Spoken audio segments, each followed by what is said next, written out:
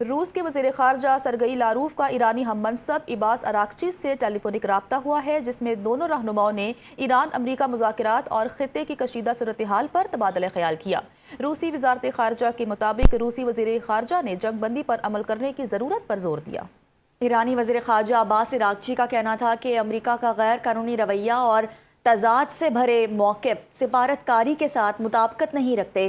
ایران امریکی رویے کا جائزہ لے گا اور اپنے مفادات کے تحفظ کے لیے مناسب فیصلہ کرے گا۔ بیلاروس کے صدر الیگزینڈر لوکاشینکو کا کہنا ہے کہ ایران اور امریکہ کے درمیان کسی فریق کی فتح ممکن نہیں، اس لیے جنگ بندی کو برقرار رکھنا ضروری ہے۔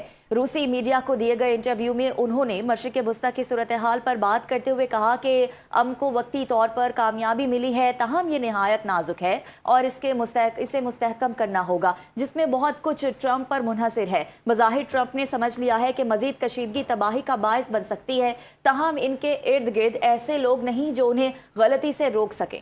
بائیڈن، اوباما اور کلنٹن کے ساتھ ایسا نہیں دیکھا، کیونکہ وہ مختلف آراء برداشت کرتے تھے اور ان کے مشیر انہیں روکنے کی صلاحیت رکھتے تھے۔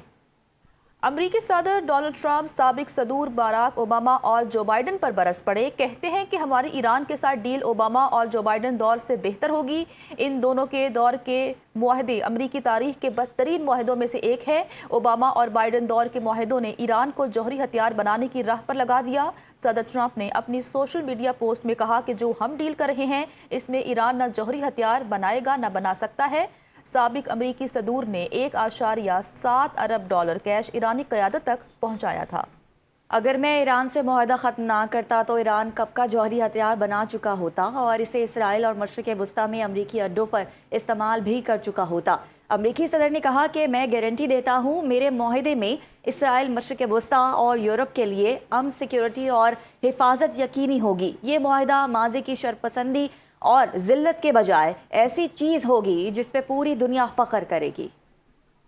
ایران امریکہ جنگ میں زخمی امریکی فوجیوں کی تعداد بڑھ کر 415 ہو گئی۔ امریکی محکمہ دفاع کے مطابق گزشتہ ہفتے یہ تعداد 399 تھی۔ حکام کا کہنا ہے کہ جنگ بندی کے دوران زخمیوں کی تعداد میں اضافے کی وجہ تاخیر سے سامنے آنے والی رپورٹس ہیں، خاص طور پر دماغی چوٹوں کے کیسز جن کی علامات چند دن بعد ظاہر ہوتی ہیں۔ رپورٹ کے مطابق کئی فوجیوں میں ٹرامیٹک برین انجری کی تشخیص ہوئی ہے، جس کے باعث زخمیوں کی مجموعی تعداد میں اضافہ دیکھا گیا ہے۔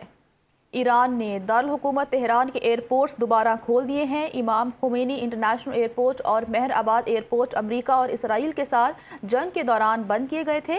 ایرانی خبر ایجنسی کے مطابق سول ایویشن اتھارٹی نے ہفتے سے ملک کے دیگر ایئرپورٹس کو بھی مرحلہ وار کھولنے کی منظوری دینے کا فیصلہ کیا ہے۔ رومیا، کرمانشاہ، آبادان، شیراز، کرمان، رشت، یزد، زاہدان، گرگان اور بیرجند ایئربوس کو دوبارہ کھولا جائے گا۔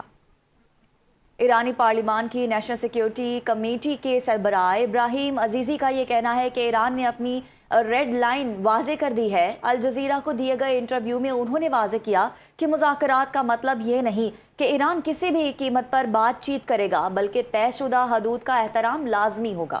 لبنان میں جنگ بندی اور منجمد اثاثوں کی بحالی بنیادی شرائط میں شامل ہیں۔ انہوں نے کہا امریکہ اور اسرائیل ان شرائط کا احترام نہ کریں تو اس کے نتائج برآمد ہوں گے۔ سابقہ وعدوں کی خلاف ورزی کو ایرانی موقف کی عدم قبولیت سمجھا جائے گا۔